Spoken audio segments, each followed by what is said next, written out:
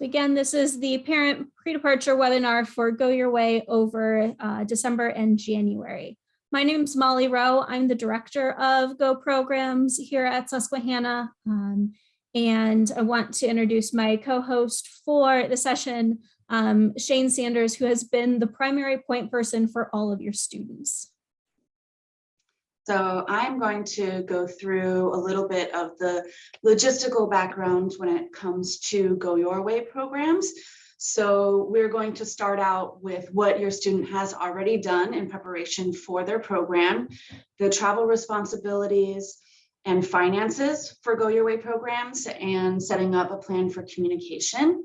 And then Molly will go through health and wellness, safety and security, emergencies and such.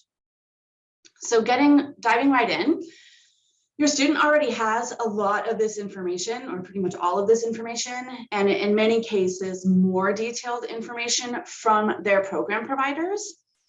Program providers are the organizations who are running the students' programs.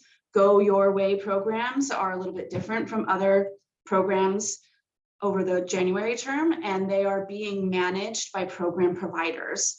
And students are using a multiple of providers, so it really just depends on which provider your student has chosen and depending on what they were looking for. So the most popular providers that students are using are CIEE and AIFS.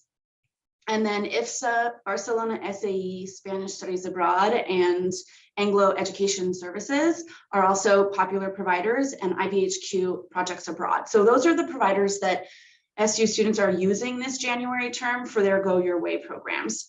And your students have all of this information. And so with your main questions, your students would be the first stop. And then you would, if you're not able to get the correct information or information from them, then you could reach out to the Go staff. But your students usually would have the more detailed information that their program providers would be giving them. So what your student has already done to prepare for their Go program, they have completed a lot of paperwork for Go, and even more paperwork for their provider. In many situations, it was actually the same paperwork that they did twice. They have uploaded their passport information, their health forms, program-specific itinerary, safety and security documents. Many Go Your Way students are in their prep classes currently.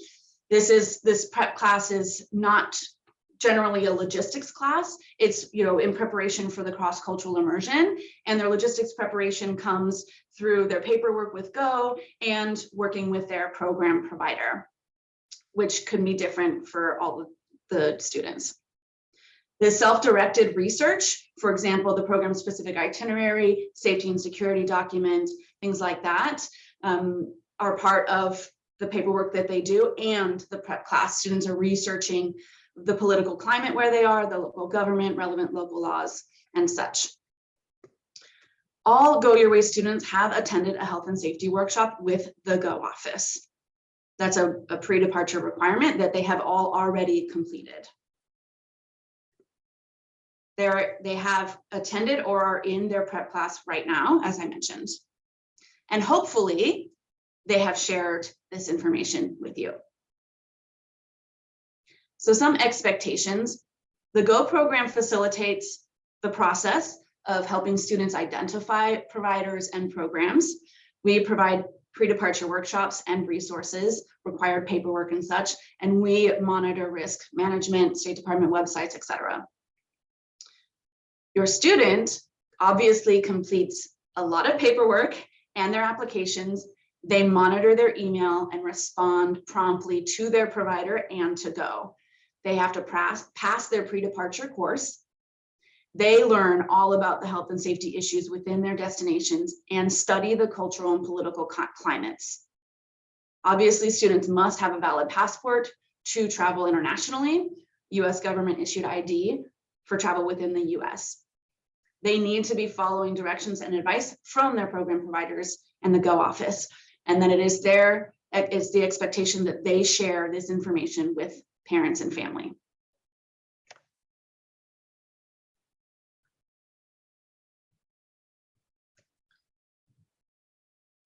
finances when it comes to the GO program. Because Go Your Way programs are a little bit more independent, students are required to complete a budget for their GO program, and they have all completed those and submitted them to the GO program.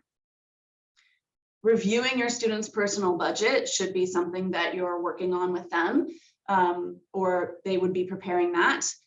Being aware of exchange rates is a big part of this as well. Xe.com is a great resource for that.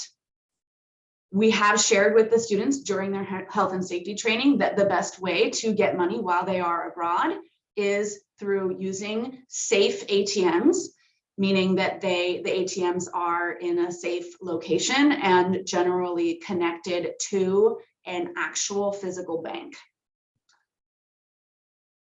The other thing that we did mention during the health and safety training is that students need to notify their bank that they will be away. So they need to have the actual travel dates and locations for when the student is going to be away. So also researching a little bit about international fees. So if students are using ATMs, which is the safest way to get local currency, you're going to want to know what the bank at home is going to charge for those. And some banks can reimburse those international fees. PSECU, for example, does that. So that's something that students need to be researching and reaching out to their bank for ahead of time. Communication. We suggest establishing a plan for regular communication without overdoing it. So there's a fine line that we're walking here. Being aware that daily communication can delay the process for your student adjusting to their new culture. So obviously students can be reaching out via phone, email, or through Wi-Fi apps. Please be aware that students may not be able to contact you as soon as they arrive in the country or every day while they are on their program. So try your best to set up agreed upon communication times with your student. This can be using obviously their cell phone, especially on the shorter programs. Some students decide to use their American number and use an international plan. For example, Verizon's international plan is $10 a day, and a day only counts if they use it internationally for that day, which doesn't necessarily need to be every single day. Students also can have international like Wi-Fi apps on their phone, like WhatsApp is a very popular one. Obviously, iPhone, iChat, things like that, that can be over Wi-Fi instead of using the plan. Some students do get pay-as-you-go local SIM cards. Students should also be making sure that they're checking their SU program, their SU email and their program provider's email, as long most students have set that up where the program provider is emailing their SU account. So this is not a situation in which a student should be on their program and completely ignoring their email from home. We have communication set up specifically through their SU email, and that should be a priority for them. We do recommend that students have saved in their phones the local emergency numbers. I also mentioned to all of them during health and safety training that they should have them physically written down on a piece of paper. And I know that's quite old school for them, but there are situations sometimes where they don't have their cell phone on them.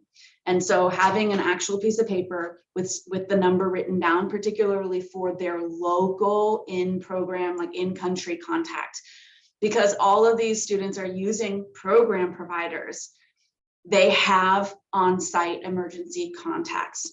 And that's always going to be their first contact in case they have questions or emergencies.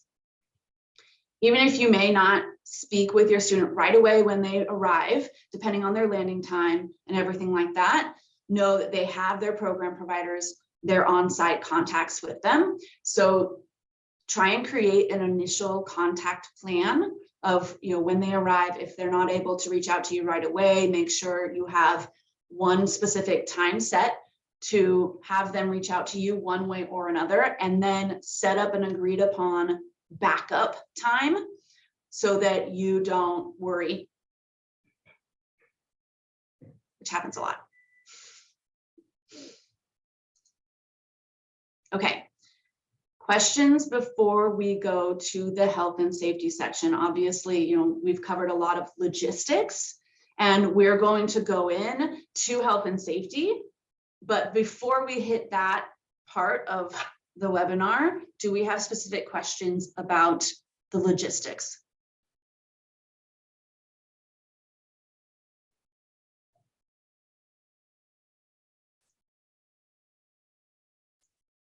We have a raised hand.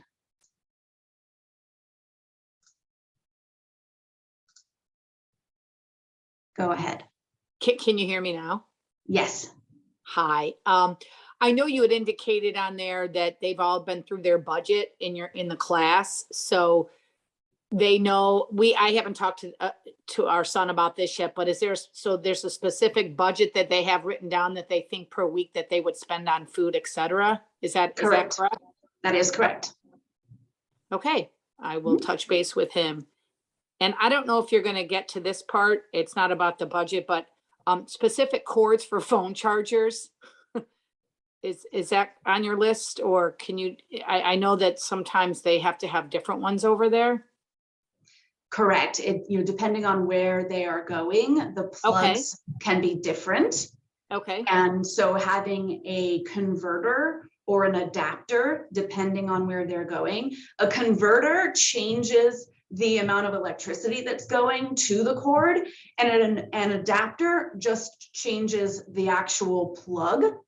And depending on where they're going and what the local ampage is, it will depend on what they need. And so that's okay. Who can tell us what that is eventually? The program provider will probably have that information, or your student can just do that research. It's quite simple to find out a very simple Google search of this location, adapter or converter. Okay. All right. Thank you. Mm-hmm. If it is just an adapter as well that they need, have your student reach out to our general email. We have some swag stock of adapters that we would be able to give to the students. That's just the adapter. That's not going to change the electric current. But a lot of times that's all that we'll need at this point, just with the advances in technology. But again, just a quick Google search of if they need the converter or not. Most times it'll just be the adapter, and we can help out with that. Thank you, Molly.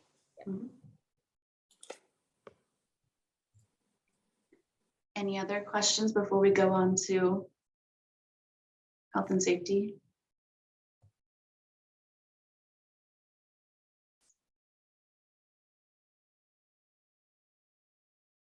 We've gotten some questions from students, and students are all in different spots in their preparation in terms of flights.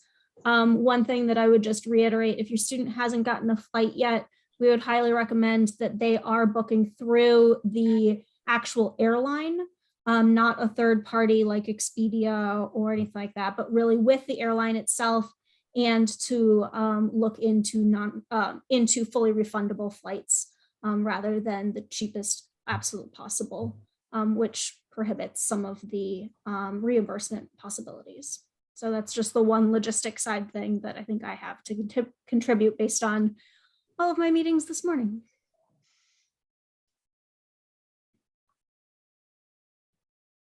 All right. Okay. And with that, we will move forward.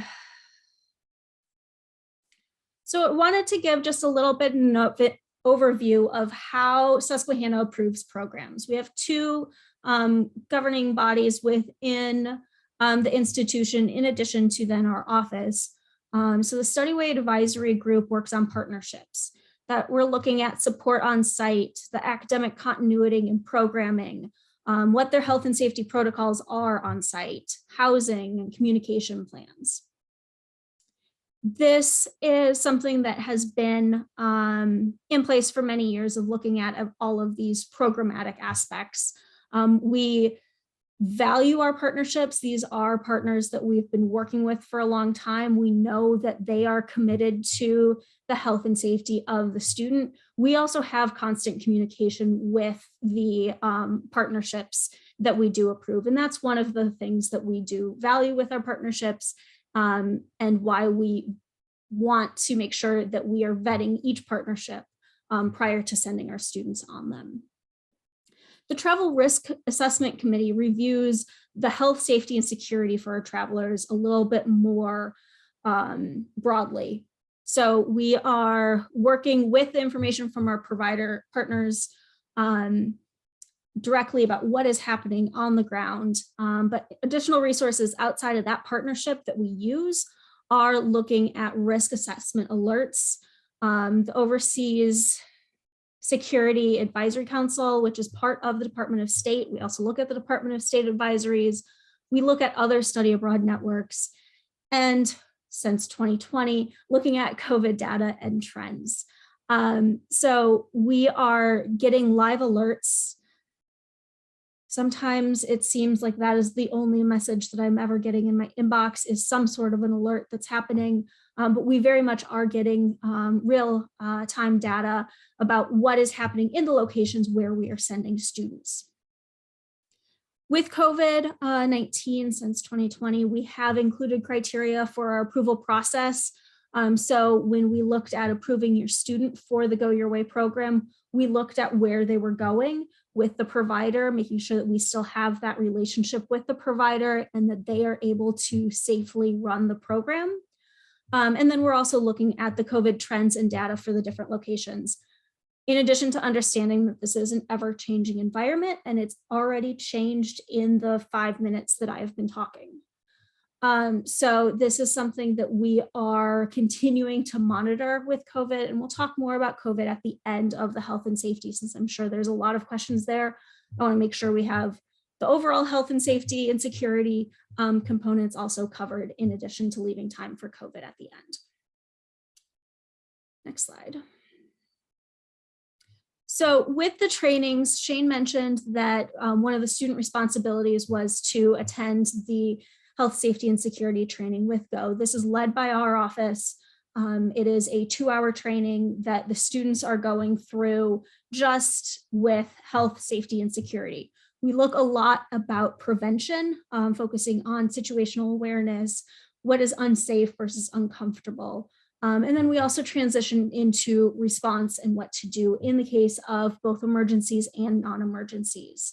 They'll also receive a pre-departure session facilitated by the program provider and an on-site orientation with the provider. So they're getting at a minimum 3 different trainings just particular to health, safety, and security. Again, as part of their requirements, they will be registering themselves for STEP, which is part of the Smart Travelers Enrollment Program with the US Department of State. So that we'll talk about what the Department of State is able to help with in a second, in the next slide. But they have to prepare for us a safety and security form where they would need to know the fire safety, the location of the local police, the nearest embassy, contact numbers. They're providing us with all this information. In case of an emergency, they have access to all of that, as do we. So we are very much wanting to make sure that we have redundancies of where information is. So we're, like I said, we are closely monitoring events in all the locations where all of our students are, including all of our Go Your Way students, and reaching out to them if there is something that comes up. Your students have uploaded or will be uploading itinerary and that safety and security document specific to their location. So the itinerary is more of the day-to-day, just what's kind of happening, whereas that safety and security document is providing those informations of the local police, nearest embassy, contact numbers. And then again, they've taken that health and safety workshop. We do review scenarios with them. We review the prevention and then what to do in case of an emergency.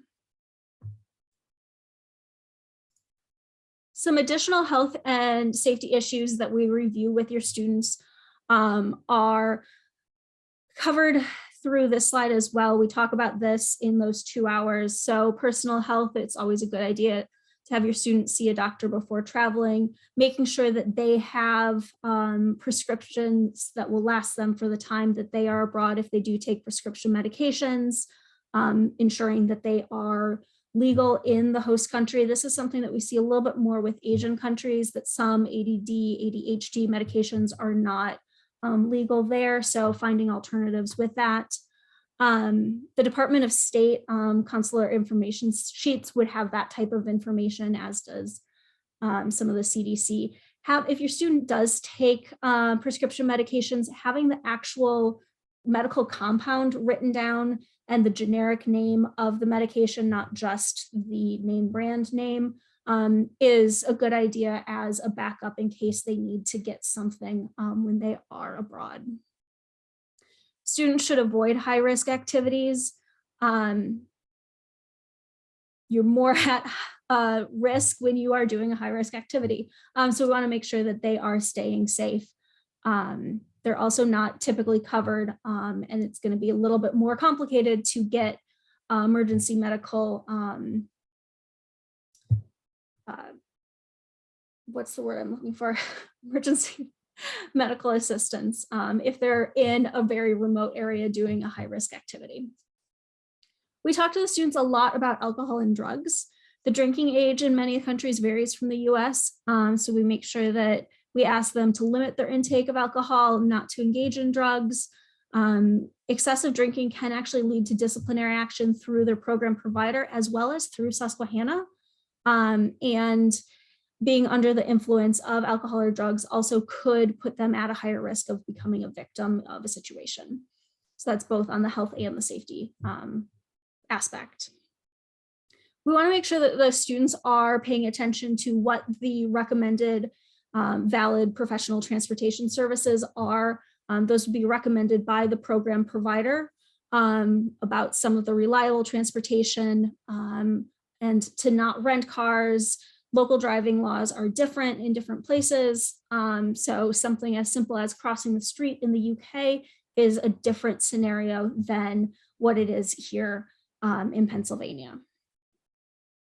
Again, the students have been asked to put together the safety and security form. They've been asked to do research on the local climate and the local situation, but being knowledgeable of local safety issues, watching local news and newspapers, registering with STEP, they can get those alerts that we're getting from the Department of State, and having general knowledge about what local safety issues there are. I mentioned the on-site orientations. Those are going to review important information for their enrollment while they are abroad, the culture, safety. The students would be receiving information about fire safety, reiterating some of those kind of what to do emergency meeting points with that as well. We do talk to them about terrorism, political unrest that can occur anywhere. So keeping a low profile, we talk about what dress, how to dress, how to kind of limit wearing clothing that might identify them as an American citizen or US college student or perceived socioeconomic classes, and paying attention to local news reports and on the current conditions. If something is starting to happen with protests, to stay away from those locations, for example. Students are also advised to avoid traveling alone. So there's either other Susquehanna students that are on the program, or there's other US students on their program. So the students are all going with a program provider that has a cohort. So they should be able to always have somebody, but also to inform someone of where they're going. Any incident should be reported to their host program provider and the GO program right away if there is crime, violence, sexual harassment, or assault. If they find themselves in an emergency situation, they should be aware of the emergency number. Shane already mentioned having that both in their phone and in their wallet, in their back pocket, in their shoe, 15 different places. It's not going to hurt. Shoes are a great place to hide things. So The emergency number of their host country is also an important one that anybody can look up on the Department of State to see what the local number for 911, both for police versus emergency medical, because a lot of the times in international settings, those are different numbers. And it's also important to make sure that they are staying safe themselves against COVID. We'll talk about COVID response in a little bit, but knowing what the regulations are for their host country, knowing what the mask mandates are, and also reducing their exposure. So we want to make sure that they're able to have a successful program and being safe doing that. And that does also pertain to COVID. Give me a second. All right. So in terms of emergencies, the GO office does define emergency as illness, injury, requiring emergency medical personnel, blah, blah, blah. Illness or injury requiring emergency medical personnel, assault or mugging, sexual assault, arrest, missing persons, death, natural disaster, civil unrest, and a catastrophic incident. And we do have this under the resources for families, this emergency protocol of what to do. But one of the things that I do want to just reiterate here is that GO has an on-call person who is able to assist in case of an emergency at all times while your student is traveling. So we have an on-call team that we're able to help your student. Again, your program provider who is on the ground is going to be the one that would be facilitating kind of what's happening in the moment, but we would also be very much involved. If there is an emergency, we ask that the students call the Susquehanna campus safety number. That's going to connect them then with us, and we'll be able to triage that since we do rotate call. Again, first attempting to call the local host emergency contact person, because they also have somebody on call from their team on the ground able to help your student. And we are monitoring and receiving alerts of issues. So it might be that if there is something, we'd be also reaching out to them because there is a regional situation rather than an individual emergency.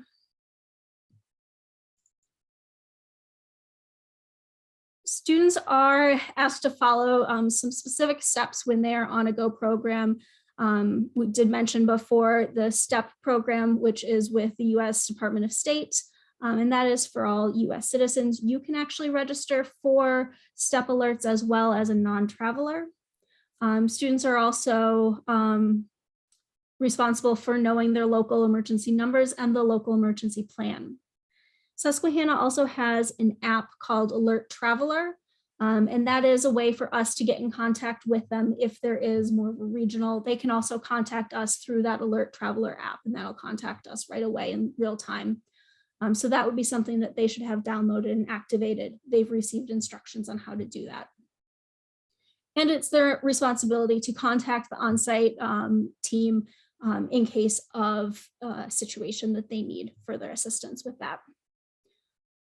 We do ask them to check in with us in case of a regional health or safety incident, either through that Alert Traveler app or through our email. If it is more of an emergency, through that campus safety number. And following all the directions of the on-site provider as well. So like Shane said, with what the paperwork that they've had to do, there are some redundancies. There's redundancies here on the health and safety side as well. So the U.S. Consular and Embassy Services are able to assist travelers while they're abroad with emergency services. If somebody loses a passport, they can help with emergency passport issuance, helping with some crisis response, medical emergencies, facilitating getting legal help with arrests. They can't get them necessarily out of being arrested, but they can get them resources for that process. But one of the sides on this screen that I want to focus is the Know Before You Go. So they have a lot of resources available for students and general travelers available for the public on travel.state.gov.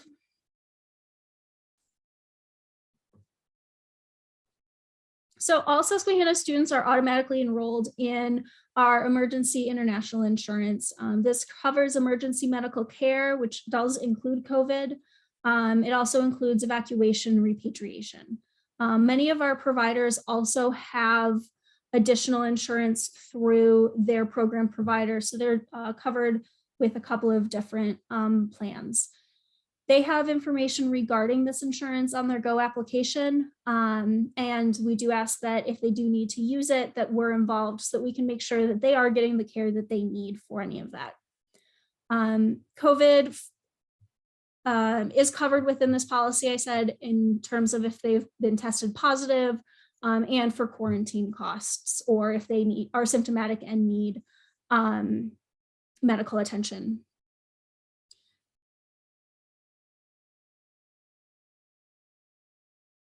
Which brings me to COVID. In line with our international partners, the university-sponsored international programs like GO required students to be fully vaccinated for the program for any of our international programs. At this point, we're also recommending that students get a booster as well, especially if students had the single Johnson & Johnson shot, because many countries are moving towards a 2-shot regimen as the minimum to be considered fully vaccinated, and they have either different entry requirements or different entry period for vaccinated versus unvaccinated. The dates when your student received their vaccination is also becoming important. We are seeing some countries come down to 270 days or about 7 months of they need to have a booster by then in order to be fully vaccinated. So the second shot needs to be by August, looking at when their departure date would be. So really something to consider with that. I know some students were looking into that while they were home over break as well. Both in the GO office and the Travel Risk Assessment Committee are monitoring the situation of each of our locations. Like I said at the beginning part of that, we meet weekly. Many of our locations have a higher vaccination and lower case rate than what we have in some US states, but we are looking at host regions specifically, since the localized information can vary depending on the country versus the local situation, depending on how big the country is as well. We remain in close communication with our program providers. That's one of the reasons why we approved those programs, because we have that relationship and we know that they are committed to the health and safety of their participants just as we are.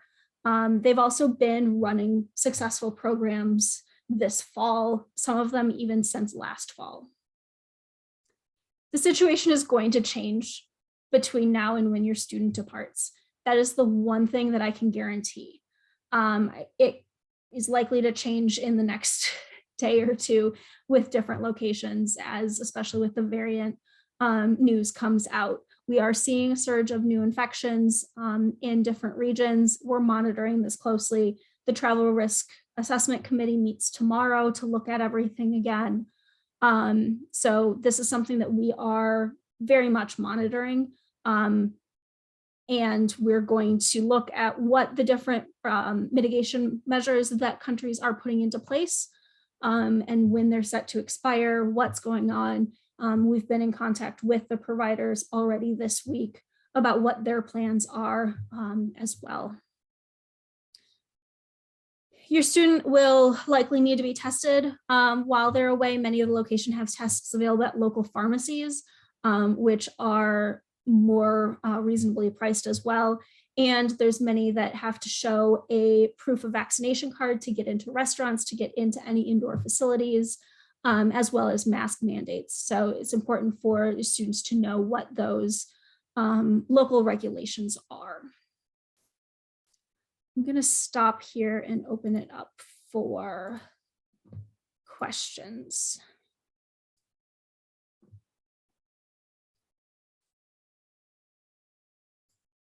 All right, so in particular with going to West Africa and how concerned with the travel restrictions in Southern Africa for the trip in Ghana. And one of the things that I would just say with that is we have students currently in Ghana right now as well. So there has been some backlash with some different countries putting in the restrictions on South Africa, and many countries actually backing away from that. There's always some concern, but we have students successfully completing a program there. They're not at any risk coming back. They're still able to get their flights back as well. Shane, I don't know if you want to have any insights as well with that. I think just reiterating that the situation is kind of rapidly evolving, and the timing right now, I mean, so depending on, like, students are leaving between a few weeks from now and into January, and we're going to learn a lot more in the next week. But we do, as Molly mentioned, we do have students there right now, and we're honestly not worried about particular locations at this point, because we're learning more and more every day that particularly this new variant has been traced back to other locations and is kind of a little bit all over the place at this point. So it's not actually localized in Southern Africa the way that a lot of people think it is. So we're just monitoring everything fairly closely. I'm gonna try and answer the next question about the refund policy, if that's okay. Honestly, it is different for each of the Go Your Way providers. And so that, Molly Rowe would like to answer this question live, or do you want me to? Okay. I mean, the answer right now is that it really depends on the provider, and they all have different cancellation policies. So that's definitely something that your student would have to research through the provider, and can also, of course, reach out to us if they have extra questions or want more information. Will they have to, Molly, yeah, answering that one.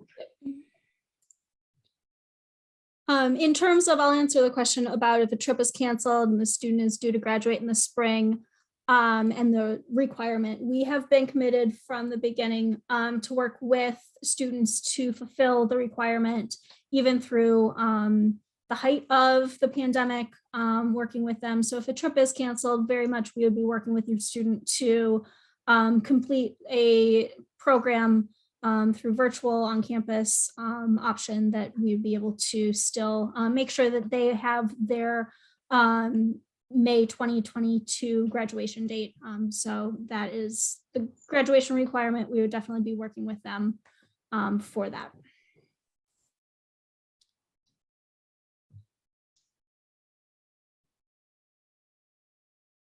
Okay, so again, if a trip gets canceled, we would work with them for a alternative option, so it would not postpone their graduation.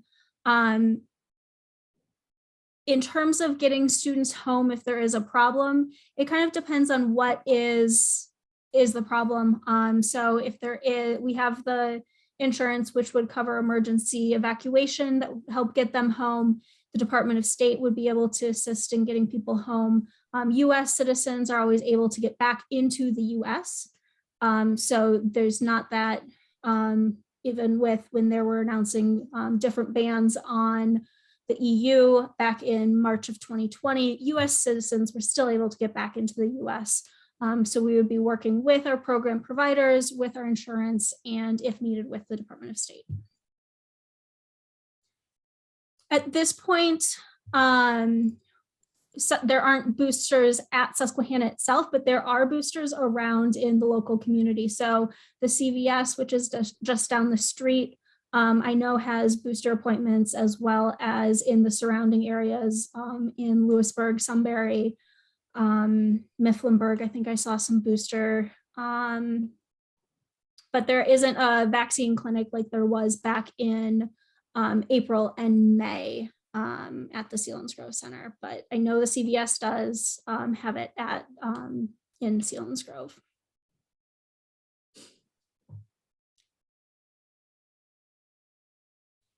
Yes, if the program is canceled, we would still be able to work with students to do a virtual program and be able to graduate on time.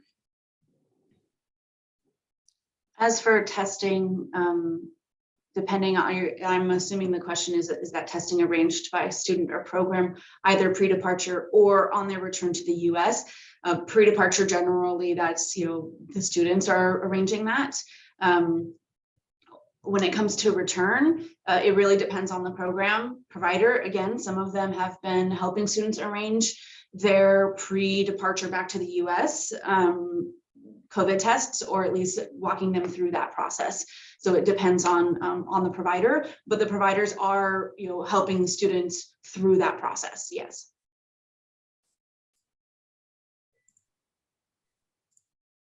All right, Michelle, do you have another question? I saw your hand was raised. No, actually, I ended up doing it in the I chat. think- Sorry. okay. Thank you. No worries. Just wanted to make sure that if you still had one, that we got to it.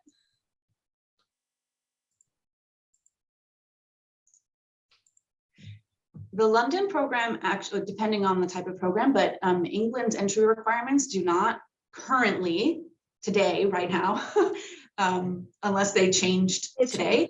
Okay, so see, this is the thing, is there previously they tested upon arrival, and now they've changed, I believe. So this is definitely something that each student is going to need to be tracking and making sure that they are up to date, and the provider will be also helping with that and making sure that students know what they need to do prior to their departure. And again, this is something that could very well change, a couple days before they leave. And that's the situation, unfortunately, that we're just in right now.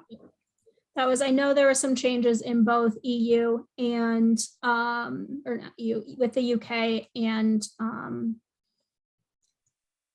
all within the past 24 hours about changing their testing regulations. So everything that I knew leading up to preparing for this, of course.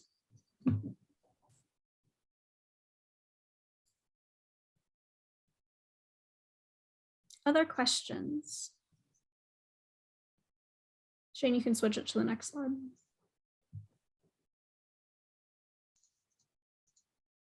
Hold on. Too many things open at once. If you do have other questions, again, your student would have a lot of information. Their program provider is going to be sending them updated information with everything as well. So to contact us, you can email a main program line, which is the Go program at susquehanna.edu, or call our office. We've got our hours there. And then for more information, we do have the link there, and that's where this is going to be. Are there links for parents to find out information while they're away? Because they're working with the program provider, it would be through the program provider rather than facilitated through our office. And current restrictions in Europe, each country is different. So unfortunately, I don't have a set answer for that. Some of the countries are imposing lockdowns and restrictions of movement in terms of curfews, and that's in mostly, I've seen that in Czech Republic, in Austria. The Netherlands had some lockdown or some restrictions imposed. Others are just continuing with mask mandates and making sure that you show a COVID card, including a booster. That's the case in other countries. Some it's all about testing, and whether it's 72 hours or 24 hours or 2 days after arrival and isolation in between that time. So that very much is country specific.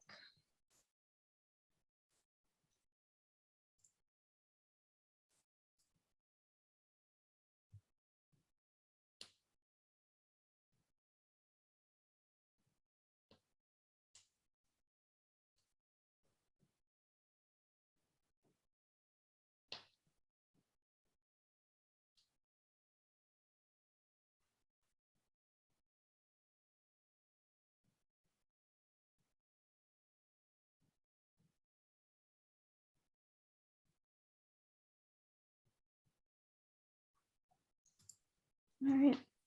If there are no other questions, I'm sure there will be more, but you can contact us through the email on the screen, and we'll stay on here for the next little bit in case you do think of something while we're still on. But otherwise, thank you for joining us. We appreciate you spending this time, and for anybody that was planning for the in-person session, we appreciate your flexibility when that needed to be canceled.